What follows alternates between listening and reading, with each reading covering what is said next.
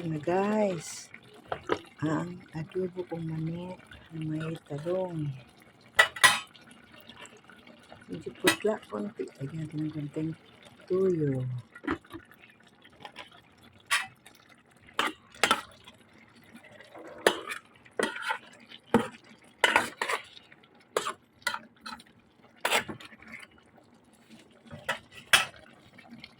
Ngayon, since luto na siya, isasalin ko na siya sa aking lagayan.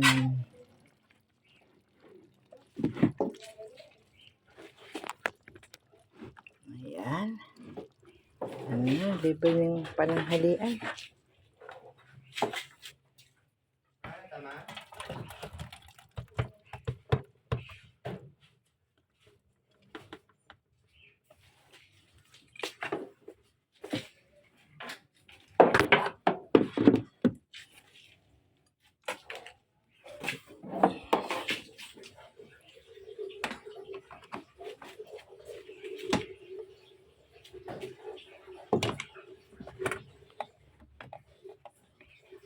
Sasangag ko lang tong natira kong kanin. Tapos, hindi ako nagsabi. Sayang ang kanin.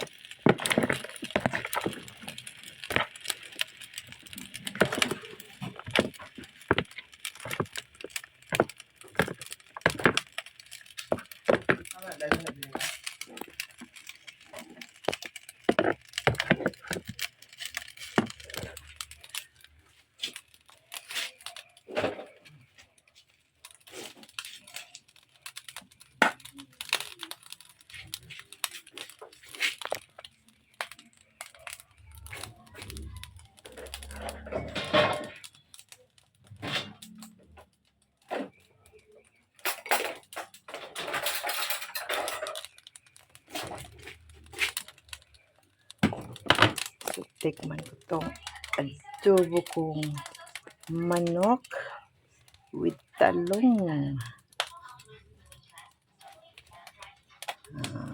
Tatlo lang kami kakain nito. Pero halagang 100 pesos, tatlo kami kakain.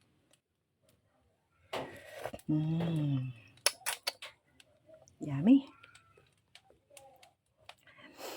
Okay guys, thank you for watching. Sana magustuhan niyo ang video ko ito. Very affordable. At saka kasyang-kasya talaga sa bulsa. Nutritious din.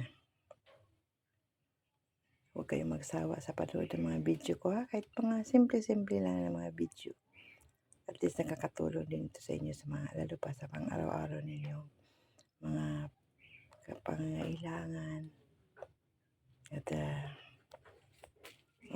kahit 50 pesos o 100 pesos, kaya pa lang kung ano, basta kailangan lang resourceful lang kayo. Yun na yung mga mabongga. Okay guys, thank you very much. Hope to see you next time. God bless you all.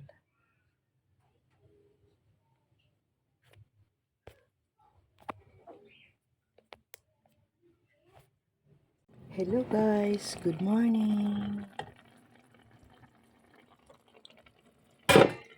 Today's video ko ay adobong manok na lalagyan ko ng talong maya-maya pagkaluto nito. Itong putahing to is very affordable and delicious. Tinadtad ko ng pino para madali lang maluto. Kasi sa ngayon, wala pa talaga akong gamit na Kaya, ito lang muna para mabilis maluto.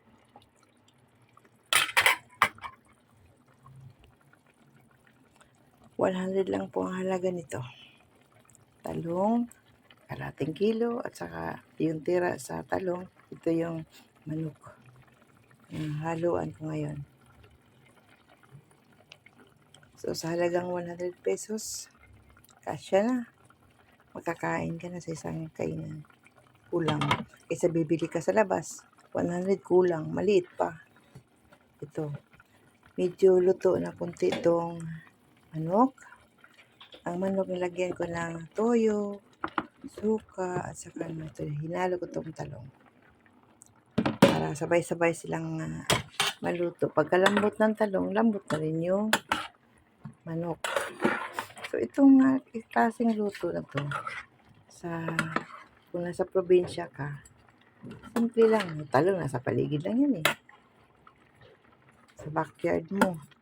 Tapos itong manok, kung may sarili kang mga alagang hayop, o di ka na bibili sa palengke.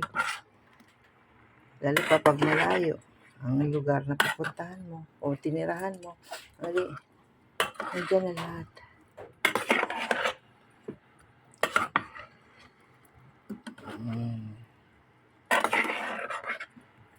Pagkaing mahirap lang to Ito pagkaing mayaman. Kasi ito lahat makikita mo sa probinsya.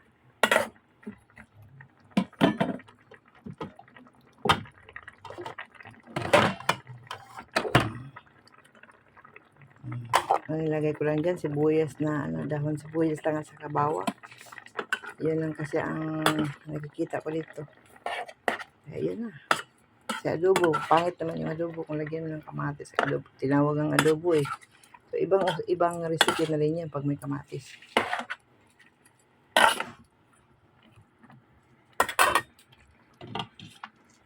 Tapos, may natitira akong kanin kagabi. Kaya ipa-fried rice ko yun. Fried rice na walang halo. Plain lang. Okay na. Buhay.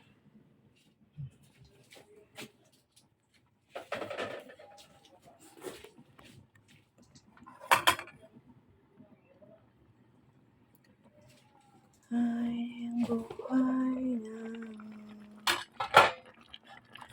God is good. God is good all the time. So, sumikap ka lang, makakain, makagawa ng video na simpleng luto lang, na hindi na kailangan pang maraming mga ingredients na gagastos ka pa ng malaki para lang maka-upload, para maka-video. Ito, simple lang na to. Kunting halaga lang, wala lang. At saka, ayos na yan. Mga ilang minutes yan, luto na yan.